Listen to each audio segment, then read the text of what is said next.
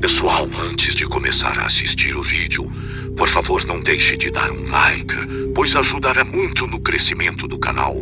E se por acaso gostar do conteúdo, não deixem de se inscrever e ativar o sininho para não perder os próximos vídeos. Dado o recado, vamos para o relato.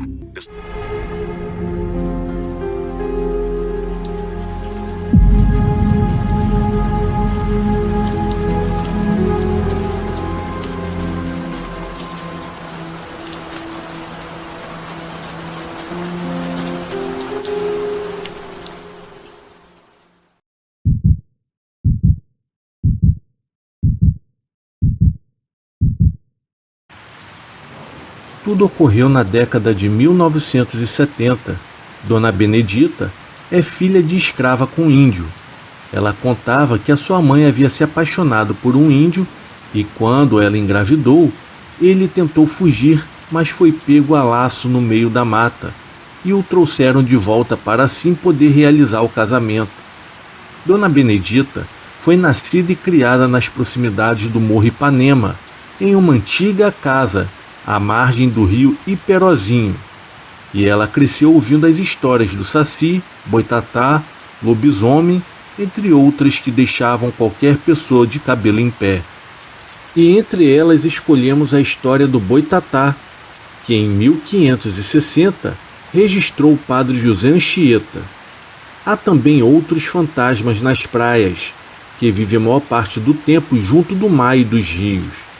O Boitatá é o mesmo que dizer coisa de fogo, o que é o mesmo como se dissesse que é todo de fogo, e não se vê outra coisa senão uma bola cintilante flutuando, o que acomete rapidamente aos índios e mata-os, como os curupiras. E o que seja isso, ainda não se sabe com certeza. Existem muitas crenças a respeito do Boitatá em cada região do Brasil, e ela é contada de um jeito diferente. Por exemplo, no sul do país, ela é contada que o Boitatá é uma enorme cobra de fogo, ou de luz, e possui 2 olhos grandes. Essa cobra também pode se transformar em vara de fogo, para castigar aqueles que incendeiam a mata. Na região leste do país, conta-se que o Boitatá era, na verdade, 2 compadres gananciosos, que brigavam muito porque um queria ser melhor do que o outro e praticavam muita maldade porque tinham inveja da felicidade de outras pessoas. E se alguém entrasse em suas propriedades e fossem capturados, tinham suas unhas arrancadas, os olhos perfurados e a língua cortada, ou eram marcados com ferro quente, daqueles mesmos que se usam para marcar o gado. A história conta que após a morte dos compadres, seus espíritos ficaram vagando entre as matas na forma de 2 bois selvagens, e quando se encontravam, chocavam-se contra o outro com tanta força que expelia bola de fogo que queimava tudo nos seus arredores. E há quem diga que quando aconteciam aqueles encontros, a luz que era liberada por aqueles espíritos podiam ser vistas a quilômetros de distância, talvez pela posição onde se encontravam, que era sempre no alto de alguma colina. Era o que favorecia para que eles fossem vistos. Todas as pessoas que se aproximavam daquelas bolas de fogo ou tinham a infelicidade de se encontrar com elas, corriam o grande risco de serem mortas ou ficarem cegas e mudas, ou até mesmo terem as suas unhas arrancadas. Dona Benedita contava que toda a alimentação da sua casa era retirada da própria terra onde viviam. A terra era muito fértil e havia muito espaço para plantar e criar porcos e galinhas. Quem produzia mais podia vender para os comerciantes da cidade, que vinham até o sítio para comprar, ou quando não vinham, os próprios moradores levavam seus produtos alimentícios até os armazéns mais próximos, que ficavam quase 10 quilômetros de distância. Muitos saíam cedo com suas carroças carregadas e só voltavam quando a noite estava se iniciando. Nem sempre eles conseguiam negociar rapidamente os seus produtos, e muitas das vezes era preciso ficar o dia todo em algum vilarejo, vendendo e comprando. Na cidade, eles compravam sementes, remédios e tecidos para a produção de suas roupas, e todo esse trabalho ficava a cargo dos homens, pois as mulheres poucas vezes iam até a cidade, e quando iam, estavam sempre acompanhadas de algum parente, pois o trajeto era longo e não era seguro para as mulheres ficarem sozinhas naquela estrada. Já as crianças também muito pouco iam até o povoado, devido ao difícil trajeto. Poucas crianças aprendiam a ler e a escrever, pois não tinham condições de frequentar alguma escola por causa da longa distância. A região onde viviam é até hoje ladeado pelo Morro Ipanema, em Iperó, no interior paulista. Dona Benedita contava que quando criança, durante a noite, ela olhava pela fresta de sua janela do seu quarto e via os clarões iguais aos de bola de fogo. Ela não sabia dizer direito se aquelas bolas estavam brincando, pois existia um movimento entre elas, como se estivessem em um balanço. Elas iam para frente e para trás, subiam e desciam, e quando se tocavam, o brilho ficava mais forte. Ela lembra que numa noite as luzes se aproximaram tanto de sua casa que dava para ver os seus raios passando pelas frestas dos telhados, portas e janelas, mas ninguém da casa se atreveu de ir lá fora para ver o que era aquilo. E diante da casa existia um terreiro bem grande, e para quem não sabe o que é terreiro, era o lugar de terra batida onde eles usavam para espalhar sobre o sol a colheita de feijão, para secar e depois iam malhar, que no caso era bater com varas para retirar o feijão das vagens. E naquela mesma noite no qual apareceram as luzes, havia ficado no terreiro um monte de palha de feijão, que aparentemente foi tocado pelo suposto boitatá. E quando amanheceu, todos viram que as palhas haviam sido sapecadas por alguma chama, e só não incendiou por causa do sereno que havia caído e umidificou tudo que estava lá fora.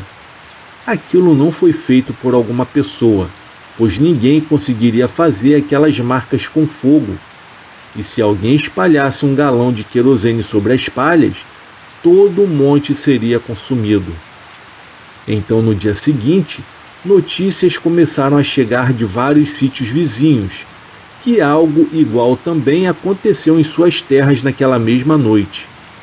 Houve um relato que em uma fazenda, alguns animais tiveram seus pelos queimados com algum tipo de ferro quente e foram marcados com sinais de círculos. Depois daquilo, os meses foram passando e durante um tempo não houve mais nenhuma novidade lá naquele lugar. Na semana em que a Dona Benedita completaria mais um aniversário, os seus pais lhe deram dinheiro e ela pôde ir à cidade, mas junto iria o seu irmão. Afinal, a distância era muito longa e a Dona Benedita tinha somente 12 anos de idade naquela época. Chegado o grande dia, os dois irmãos seguiram de charrete até um vilarejo mais próximo e depois iriam até o centro da cidade. Dona Benedita compraria o tão sonhado vestido rodado, que tinha um laço na cintura e com estampa de flores. O vestido era bem bonito, mas aquele passeio não foi muito agradável. O seu irmão gostava de tomar algumas cachaças e ele aproveitou a saída com a irmã para exagerar na bebida. E após ter dormido durante algumas horas no banco da praça, Benedito o acordou, pois estava ficando tarde e a noite já estava bem próxima. Ela o ajudou a subir na charrete e tomar o caminho de volta. Estando eles a meio do caminho de casa, algo errado começou a acontecer com o burro que puxava a charrete. Alguma coisa o assustou. O burro balançava o corpo de um lado para o outro e se recusava de ir adiante. O céu estava estrelado, mas a lua ainda não havia surgido atrás dos montes. Dona Benedita estava com muito medo e, choramingando, desceu para ajudar o seu irmão na tentativa de fazer o burro retornar com a caminhada. Num instante, o burro saiu em disparada e quase atropelou os dois irmãos que estavam na frente dele. Benedita gritou completamente assustada e correu para abraçar o seu irmão, quando do meio da mata, faíscas como brasa brilharam na escuridão. Logo o irmão gritava desesperado: "Rápido, rápido! Esconda as suas unhas na terra! Abaixe a sua cabeça! Rápido, feche a boca e os olhos também! Não olhe para ele, pelo amor de Deus, não olhe!" Então rapidamente os dois se abaixaram e esconderam as suas unhas na terra da estrada. E por alguns minutos eles ficaram ali abaixados e imóveis, e podiam sentir o calor das fortes luzes que pareciam como chamas de fogo e giravam ao seu redor. Realmente foi uma situação muito desesperadora, contou a dona Benedita. Quando perceberam que aquelas bolas de fogo começaram a se afastar, os dois puderam ouvir também os gritos que vinham do alto de um morro. Mas não era grito de pavor, eram gritos como de um boiadeiro tocando seu gado. Ninguém nunca soube dizer se era mesmo um boiadeiro que estava passando por aquele morro, ou sim, era mais o espírito que vagava por ali. Mas de qualquer forma, os irmãos foram ajudados por aquela aparição. Talvez aqueles gritos fossem para atrair a atenção do boitatá, que provavelmente pretendia atacá-los. Quando Benedito e o seu irmão sentiram-se seguros para abrir os olhos e se levantar, eles viram também os primeiros raios do lar que suavemente iluminavam o caminho. Então iniciaram a caminhada de volta, pois o burro havia ido embora, e logo depois encontraram com seus pais e mais alguns moradores, que ao verem o burro chegar com uma charrete e seus irmãos, vieram procurá-los logo em seguida.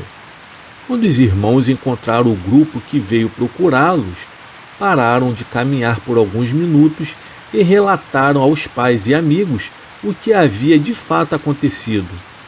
Todos conheciam a história do boitatá, até mesmo alguns que estavam ali tinham marcas pelo corpo, causadas por aquele fogo corredor.